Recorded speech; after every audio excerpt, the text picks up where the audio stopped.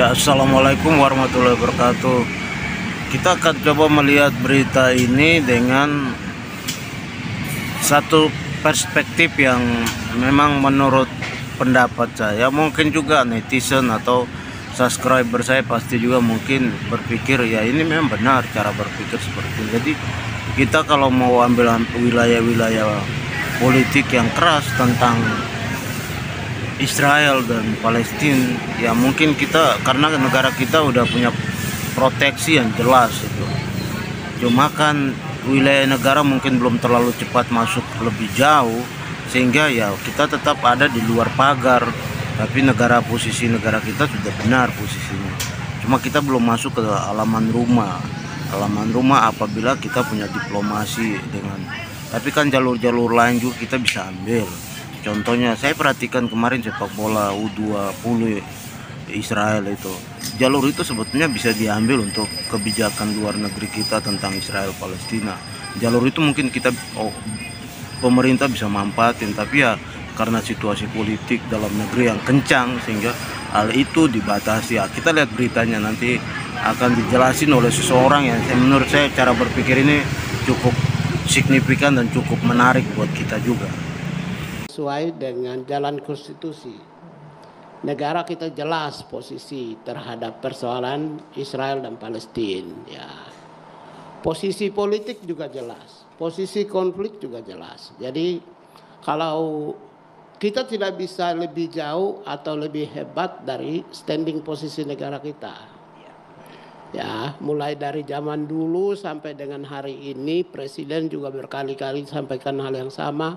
Pak Prabowo juga menyampaikan hal yang sama dari sisi posisi itu. Dari sisi posisi politiknya. Kemudian apa yang bisa dimasuki oleh rakyat sipil? Rakyat sipil hanya bisa masuk dari sisi soal solidaritas kemanusiaan. Oke. Nah, apa yang dilakukan dari RU sisi ini, solidaritas kemanusiaan ini ada dua perspektif, Mbak.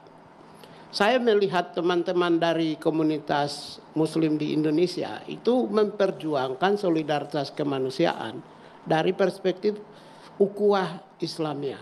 Anda melihat kunjungan ini ya, dari perspektif itu? Satu ukhuwah insaniyah. Kenapa ukhuwah insaniyah? Karena di Palestina itu juga ada non-Muslim. Nah, kemudian dari kelompok aktivis Yahudi juga memperjuangkan kepentingan Yahudi.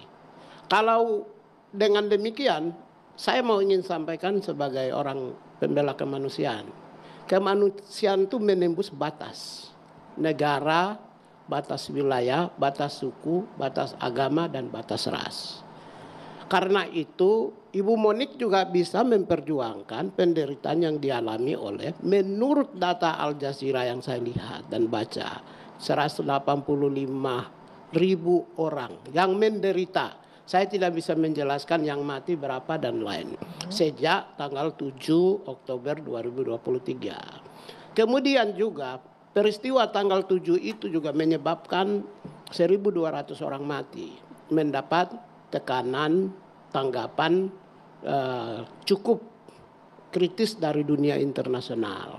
Dan itu dimaknai, itulah yang sebenarnya menjustifikasi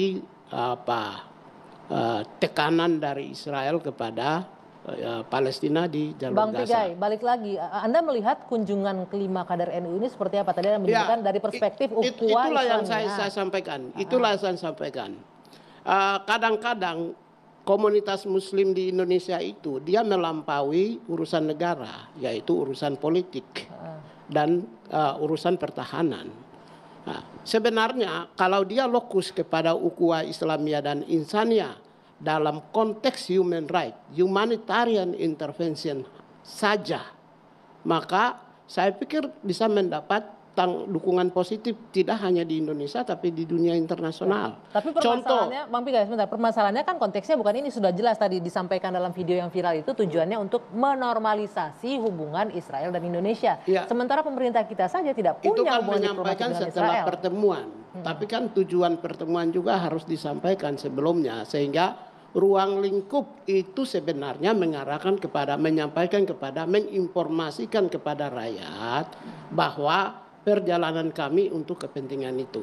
Itu yang pertama. Yang kedua, andaikan mereka juga memperjuangkan penderitaan yang dialami kedua pihak, yaitu ribuan orang, bahkan gini, penderitaan yang dialami oleh Israel itu adalah mereka yang mendapat tekanan penderitaan karena serangan dari Hamas.